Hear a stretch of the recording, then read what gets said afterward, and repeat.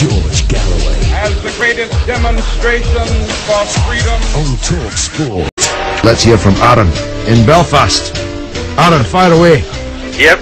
Go ahead. Hello, George. I just wanted to make the point. Last year, the Iranian president claimed, called for Israel to be wiped off the map. Well, first of all, Aaron, you're obviously not a regular listener here, and you're obviously not a reader beyond Israeli propaganda. But let me, before you get into your stride, just tell you that that is a complete falsehood, as every professor of Farsi from Tel Aviv to Tokyo has already testified. No such comments have ever been made by Ahmadinejad. Ahmadinejad was quoting Ayatollah Khomeini. You remember him? He said that like communism and fascism, Zionism would disappear as an ideology from the pages of time. That, whether you agree with it or not, is not calling to wipe Israel off the face of the map. So please don't use the airwaves here to peddle now discredited false propaganda. Now continue. Right, my second point is Iran hosted the Holocaust Denial Conference. Now, both of these points, in my opinion, basically means Iran is an irresponsible country who does not deserve the right to have nuclear weapons. So we've now established that you tried to mislead us with your first point, and your second point is therefore that irresponsible countries should not be allowed to have nuclear weapons. So let's deal with just two of those. Let's deal with Israel, whose fate greatly concerns you, and let's deal with Pakistan. Pakistan and Israel have huge mountains of nuclear weapons. The Pakistani government is a military dictatorship which may fall at any time and be replaced by God knows whom, who will immediately have their finger on the nuclear trigger. Yet not only was Pakistan not stopped from developing a nuclear bomb, it was encouraged, allowed, and then rewarded for doing so by the United States of America.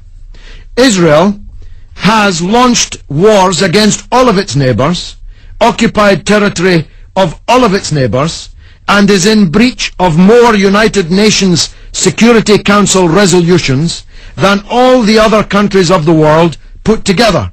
But these two countries are allowed to have nuclear weapons because they're responsible, are they, Aaron? Yes, I agree with that, and there's nothing we can really do about that now. However, in my opinion, we should try our best to halt Iran's nuclear development program. Halt it just and leave Israel in possession of hundreds of nuclear weapons. How convenient. Betty in Brighton. Betty. Oh, thank you, George. You're welcome. Last night, Michael Mendoza said when someone rang in that Israel had been threatened with demolition by the Iranians. Well, I've got friends who are Iranians. I mean, I'm totally English and Scottish and Irish a mixture. But the thing is, I like them, and I think ordinary people are ordinary people. And I texted into Mike Mendoza and said, oh, I didn't know that Israel had been threatened like that. And really, it isn't true, but I didn't hear your explanation fully. Could you repeat it, please? Yeah, I will do. Mike has been inadvertently misled, as we say in Parliament, by the Israeli propaganda.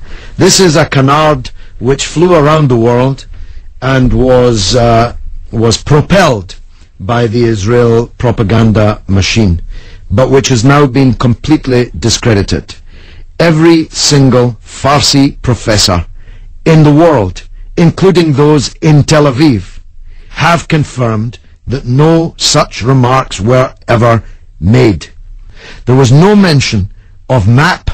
There was no mention of Israel being wiped off a non-existent map.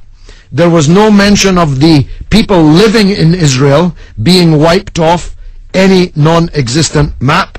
And of course, Betty, the banal point which needs to be made is that the only country that has been wiped off the map is not Iran or Israel, but Palestine. Go and look at an atlas and see if you can find a country called Palestine, whose millions of people have been scattered to the four winds as refugees. George Galloway on Talk Sport.